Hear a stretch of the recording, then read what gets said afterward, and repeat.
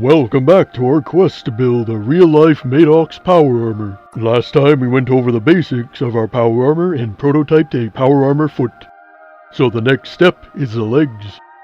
Bear in mind though, my Madox suit won't be flying. Not because it's difficult, of course. Strap on enough engines and anything can fly. I just don't like heights. Many exoskeletons on YouTube skimp on the legs because, well, they're hard to do, but we here at iMechWorks like to do difficult things. So we're going to make fully motorized, computer-controlled legs, and not just a glorified car jack, because you see, watching Fario2 walking around in his cosplay on Twitter has given me an idea. You see, back in the 2000s, WoWie had a series of walking robots designed by Mark Tilden, who seems to have disappeared into China. The most prominent robots he created were RoboSapien, RoboSapien 2, RS Media, and Femisapien. Each of these had a more complex walking mechanism than the one before. Sorry, Joebot, you were a step backwards. We'll focus on the Femisapien, the most sophisticated of the bunch. It has a parallelogram in the thighs, which is motorized and propels it forward. To shift the weight from foot to foot, there is a clever system of cables and springs that allow the hips and ankles to act like a parallelogram perpendicular to the thighs. This is controlled by the swinging of the arms. So we're gonna kinda imitate this. And since we already have a self-contained system for the ankles, we don't have to worry about those. Once again, we're going to be prototyping this with our old friend PVC. First, we have a frame to surround the pilot.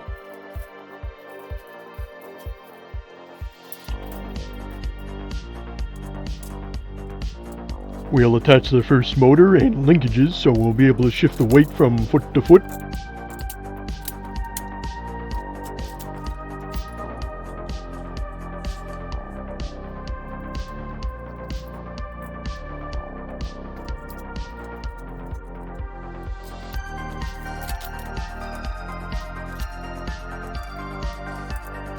Next, we add on the parallelogram. This will allow us to propel the frame forwards and backwards. Now we're adding on another little bit, which is a knee joint. That way, when we walk, it will be less of an awkward shuffle.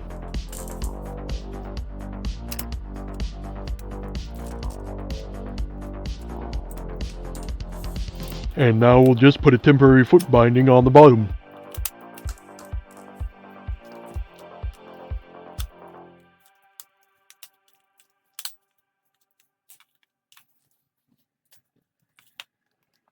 To test out the frame's flexibility, we can unscrew the push rods from the linear actuators.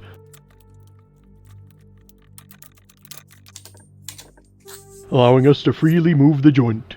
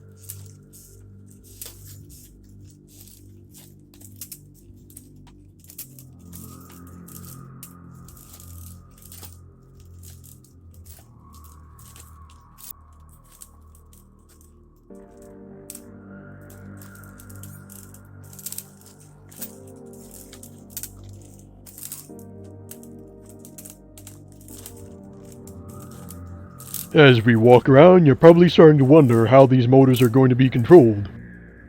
Well, have no fear, the system is currently in development. It is called Mechduino, as it is Arduino code designed specifically for the control of high-powered motors. I'm doing a test deployment in the mech, and once all the bugs are shaken out, we'll be deploying it into the Powerarmor.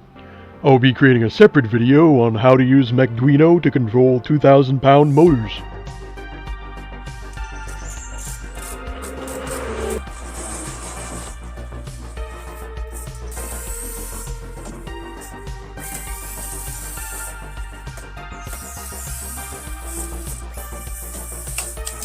And thanks to the innovative nature of Mechduino, having the Powerarmor walk will be easy to code. You see, there will be an encoder in each joint, that is a sensor like a volume knob on a stereo, that will be able to do a motion capture of different walk cycles. Then we just have the computer control the motors to play back the animation. Of course, I already have some experience with animating servos using the RoboWaifu, which is mostly about juggling variables. Animating these 300-pound actuators will be similar thanks to the Mechduino system. But again, that is for another video. So remember to like, subscribe, and share this video with others. And remember, if the women don't find you handsome, they should at least find you handy. Take care.